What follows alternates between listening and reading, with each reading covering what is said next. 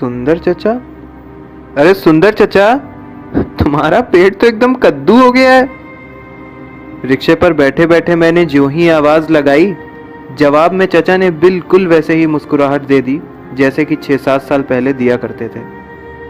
Station से घर तक के सफर में लगभग सब कुछ बदल चुका था। ऐसे में चचा की 7 साल पुरानी मुस्कान ने मानो बचपन की यादें ताज़ा कर दी थी। आज भी चचा मुंह में पान भरे अपनी तोन सहलाते डेयरी की ओर बिल्कुल वैसे ही बढ़ रहे थे जैसे कि 7 साल पहले बढ़ा करते थे। एक पल को मन तो किया कि रिक्शा रुकवा कर पहले चचा से ही मिल लेता हूँ, लेकिन फिर याद आया कि जब से माँ को फ़ोन करके बताया है ना कि स्टेशन पहुँच गया हूँ, माँ की निगाहें तो नुक्कड़ पर ही टिकी होंगी कि ज्यों ही मेरा रिक्शा दिखे और त्यों ही वो सीढ़ियाँ उतरना शुरू कर दें। और हुआ भी बिल्कुल वैसा ही। माँ बालकनी पर नज़र गड़ाए बिल्कुल वैसे ही बैठी हुई थी जैसे कि 7 साल पहले बैठी थी जब पिताजी मुझे बोर्डिंग स्कूल छोड़ने लेकर जा रहे थे। माँ को देखकर लग रहा था कि मानो गुजरा हुआ वक्त कभी गुजरा ही ना हो।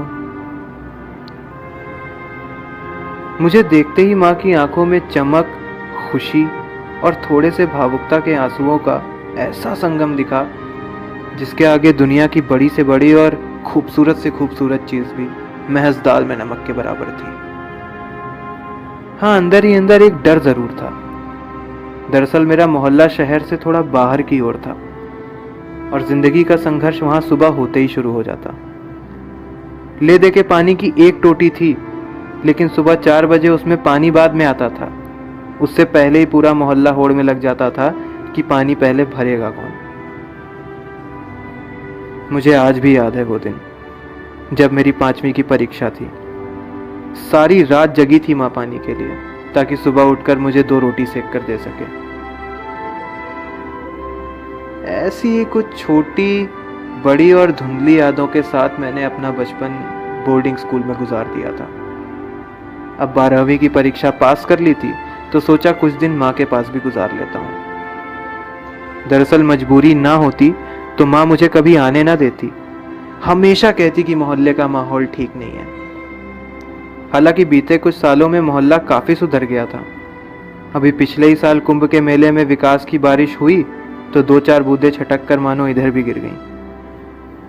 अब लगभग सभी के घर में पानी का कनेक्शन था और पास में एक प्राइमरी स्कूल भी खुल गया था।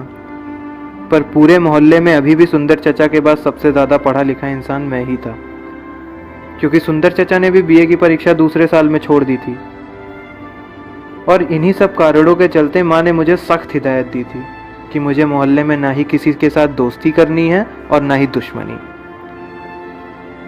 खैर 1-2 दिन गुजरे तो पता चला कि बचपन के 2 दोस्तों में से एक पनवाड़ी की दुकान के बगल सब्जी लगाता है तो दूसरे की मौत अभी पिछले ही साल जहरीली शराब पीने की वजह से हो गई। अब आने जाने के लिए कोई बचा नहीं था तो ले दे के मेरे पास डेयरी ही बची थी सुंदर चचा की। पर वहां जाने की इजाजत भी दिन में सिर्फ एक बार थी, वो भी सिर्फ 15-20 मिनट के लिए। एक दिन चचा के काउंटर पर गया तो चचा दिखे ही नहीं। अरे यार, एक तो 10-15 मिनट मिलता है, उसमें भी पता नहीं चचा कहाँ चले जाते हैं। सोचते हुए मैंने चचा को 2 बार आवाज लगाई। तीसरी बार आवाज लगाने ही वाला था कि अचानक से काउंटर के पास एक झुंझलाई हुई आवाज में एक लड़की बोली, क्या है चीख रहे हो? दिख नहीं रहा है पापा नहीं है? उसकी आवाज इतनी प्यारी थी कि मुझसे रहा ही नहीं गया। तो मैंने काउंटर से नीचे की तरफ झांक कर देखा तो पाया कि वो चौक से कुछ कर रही थी। मैंने उसे धीरे से बुलाया और कहा कि अरे सुनो, चचा नहीं है क्या?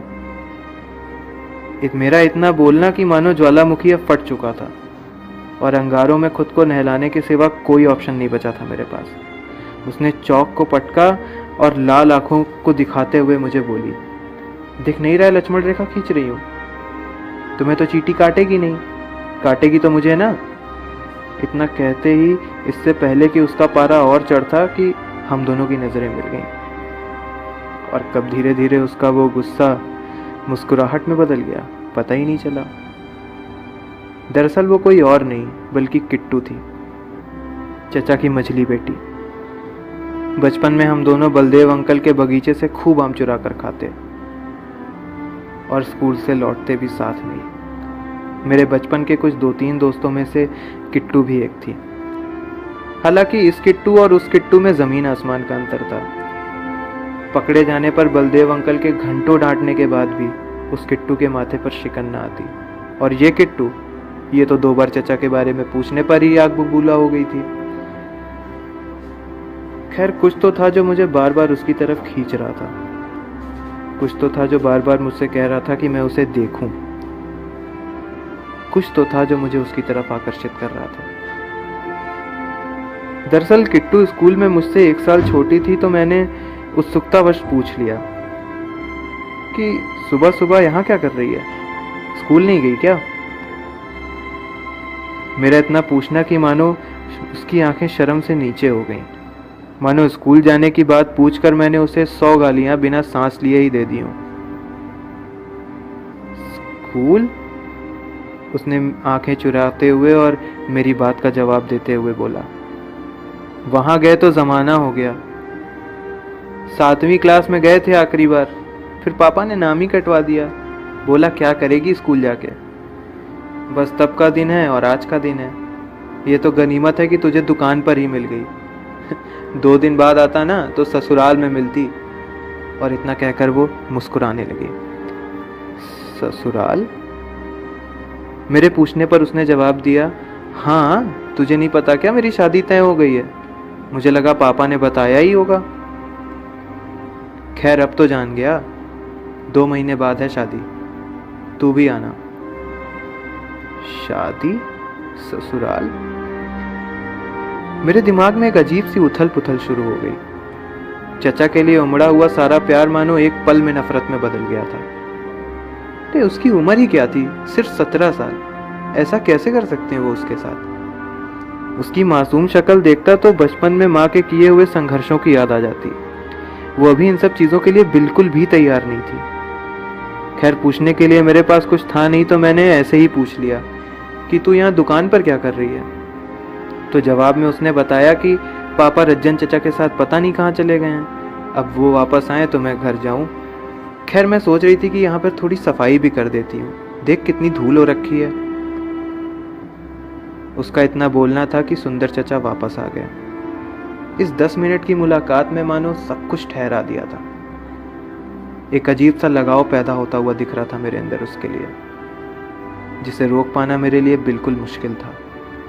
पर अंदर ही अंदर डर भी लग रहा था कि शायद अब उसे कभी मिल ना पाऊं।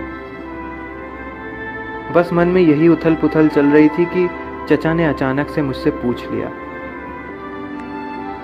अरे बंटी बेटा, बुरा ना मानो तो एक बात पूछें? हाँ हाँ चचा, बिल्कुल बताइए, मैंने जवाब दिया। देखो, किट्टू बिटिया को तो तुम बचपन से ही जानते हो। अब 2 महीने में इसकी शादी भी है। वहाँ ससुराल वालों को तो बोल दिया है कि 7 तक पढ़ी है, लेकिन असल में तो इसके लिए काला अक्षर भैंस बराबर ही है। देखो, अगर तुम कुछ वक्त निकाल कर इसे पढ़ा सको तो। अब मोहल्ले का हाल तो तुम जानते ही हो ना बेटा, किसी और से तो कह नहीं सकते। देखो, भाभी जी की चिंता तुम मत करना, मैं उनसे बात कर लूँगा। उनका इतना कहना था कि मानो पता नहीं दिल में क्या आया, मैंने फट से हाँ कर दी। और बात पढ़ाई की थी और करने वाले सुंदर चचा थे, तो माँ भी मान ही गई।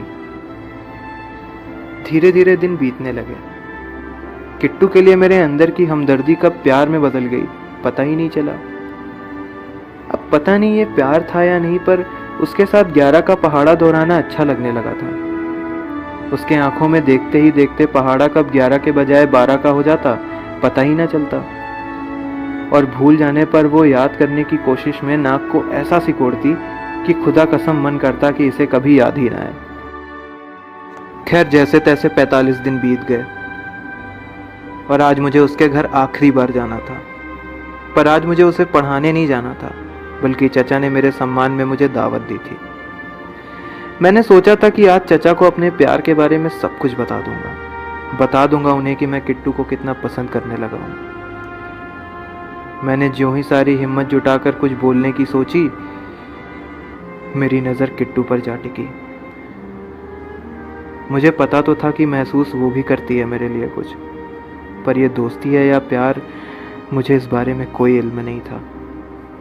ऐसे में मेरे प्यार को समझ पाना चचा के लिए ही नहीं, माँ के लिए ही नहीं, बल्कि शायद किट्टू के लिए भी एक आईआईटी का एग्ज़ाम क्लियर करने जैसा था।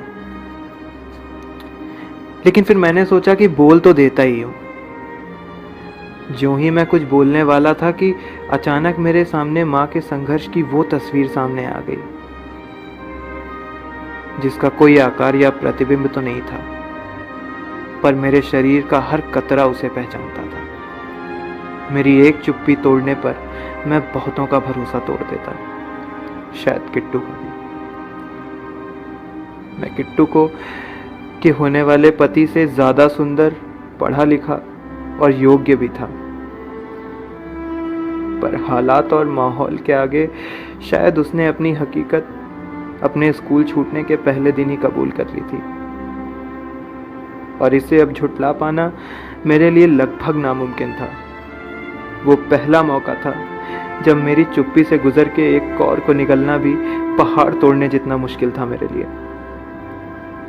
और माँ को भी तो देखो, मोहल्ले की दोस्ती और दुश्मनी के बारे में तो सब बता दिया, पर प्यार का क्या, वो किससे कर सकते हैं बताया ही नहीं। गलती शायद माँ की नहीं है। प्यार जैसा अपराध मैं अपने मोहल्ले में ही कर बैठूंगा, शायद माँ को इस बात का इल्म ही नहीं था। या हो सकता है प्यार जैसी चीज मोहल्ले में भी हो सकती है, माँ को ये ना पता हो। खैर, जाते जाते आपसे एक बात जरूर कहना चाहूंगा कि क्या आपको कोई फर्क नहीं पड़ता कि जहां हिंदुस्तान के कुछ कोनों में लोग 7 समंदर पार करके आ जाते हैं प्यार के लिए, वहीं आज उसके दिल के करीब कुछ ऐसे मोहल्ले भी हैं जहां प्यार अपनी दहलीज मोहल्लों के भीतर भी नहीं लांघ पाया है। एक बार सोचिएगा जरूर।